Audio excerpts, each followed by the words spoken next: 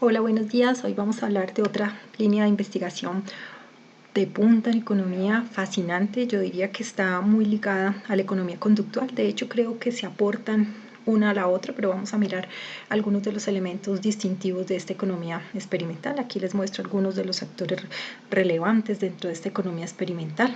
Vamos a ver qué es lo fundamental que ellos desarrollan. Básicamente, ¿cuándo se puede definir una disciplina como experimental? Es decir, ¿en qué momento la economía puede pasar a ser experimental? Básicamente se dice que cuando quienes innovan desarrollan técnicas para conducir experimentos relevantes. Aquí lo fundamental es que cuando hablamos de economía experimental, o si ustedes quieren hacer una propuesta investigativa en este sentido, pues se requiere construir un experimento y desarrollar técnicas que nos permitan hacer de ese experimento algo relevante. Los experimentos que hasta ahora se han hecho realmente están en el área de la organización industrial, la teoría de juegos, las finanzas, la decisión pública y muchos otros tópicos muy propios de la microeconomía.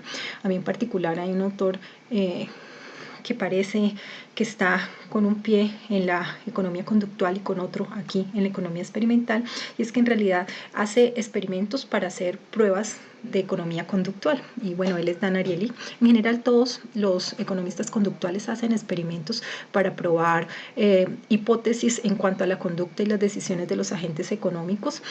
Bueno, de Dan Ariely hay un libro que me encanta, se los recomiendo, se llama ¿Por qué mentimos?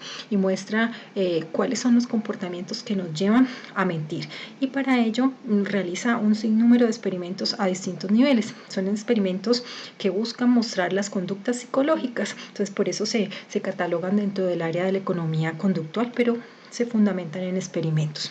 Bueno, en 1931 Thurston llevó a cabo uno de los primeros experimentos económicos de laboratorio, y su objeto de estudio era la decisión individual y el objetivo determinar a través del experimento las curvas de indiferencia de los participantes. Otros de los grandes juegos testeados en la economía fueron en 1952 el conocido juego del dilema del prisionero. Los resultados los había mostrado el propio Nash, y se sintió decepcionado cuando vio que su concepto de equilibrio no lograba explicar las decisiones de un gran número de sujetos. Bueno, esos son como dos de los juegos más, de los experimentos texteados más reconocidos, pero también hay otros más.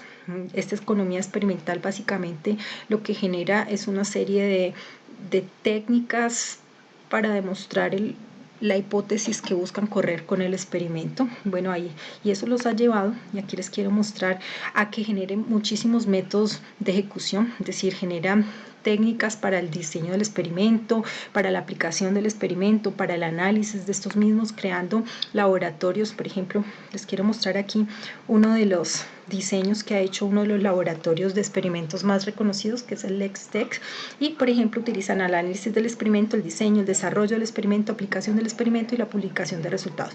Esa es la estructura con la cual desarrollan la investigación en economía experimental desde ese laboratorio. Bueno, básicamente para el procesamiento de sus datos utilizan Stata, SPSS, Excel, entre otros programas estadísticos que les permiten facilitar el procesamiento de la información desarrollados con los experimentos. Existen en este momento varios laboratorios de experimentos. Les voy a mencionar algunos reconocidos, por ejemplo el de la Universidad de Valencia, España, que es el LINEX, el de la Universidad de Borgoña, Francia. Es decir, en este momento este es un boom en el mundo. En las escuelas de economía se están generando pequeños think tanks, laboratorios de pensamiento y de generación de diseños de experimentos en esta economía experimental. Y bueno, cada uno de ellos tiene su propio protocolo. Por ejemplo, aquí está el protocolo de uno de los experimentos realizados. Entonces, por ejemplo, el título: Impacto del género en procesos de negociación comercial, un estudio basado en economía experimental aplicado en Francia y Costa Rica, el objetivo, la metodología, los resultados, el valor, las palabras claves. Eso es para mencionarles la estructura del informe de resultados cuando la investigación es de economía experimental. ¿Qué cosas se pueden investigar en este tema? Vamos a subir un poco aquí para que no se cruce con la cámara. Bueno, uno de los temas de investigación es el papel de la información en los mercados experimentales, es decir, por ejemplo, se discuten los resultados en la literatura experimental sobre el papel de la información en los mercados de competencia, es decir, cuál es el papel de los precios, cuál es el papel de las cantidades. Por ejemplo, valdría la pena revisar lo que está ocurriendo en términos de información con el mercado del petróleo bajo la coyuntura de la crisis generada por la pandemia actual. Entonces, esta línea, el papel de la información en los mercados experimentales, es uno de los grandes temas de investigación en la economía experimental. También las situaciones estratégicas estrictamente competitivas, donde se buscan las implicaciones de los conceptos de equilibrio para los juegos de suma cero o como lo dice la literatura empírica y experimental, sobre las implicaciones que esto tiene. Otras líneas de investigación. Veamos un momento. Borremos esto por aquí. Chanfle. Bien, ¿qué podemos aprender sobre los incentivos a través de los experimentos? Muchísimos experimentos están, por ejemplo, diseñados para identificar cuáles son los incentivos que lleva a la gente a tomar determinadas decisiones. Y hay unos experimentos muy interesantes que plantea, por ejemplo, Dan Ariely en el libro del Por qué mentimos, donde muestra, hace experimentos en residencias universitarias dejando un billete de $100 y un litro de gaseosa en la cocina para ver qué pasa cuando hay tantos estudiantes trajinando por allí y hay un billete de $100 en la cocina y una botella de gaseosa. Contra todo lo esperado, digo yo, con pensamiento muy latino, lo que Dan identificó en su experimento es que el billete llegó a la noche. Los $100 permanecieron en la mesa de la cocina, en tanto que la gaseosa se la consumieron completamente. Entonces, la pregunta del experimento es ¿por qué? ¿Por qué la gente no se llevó el billete de $100? Entonces, ¿cuál es el componente ético por el cual no se toma el billete de $100, pero sin embargo sí se consume toda la gaseosa? Y entre algunos de los resultados de las hipótesis explicativas para este experimento que él plantea es que somos más éticos cuando no estamos directamente relacionados con el dinero.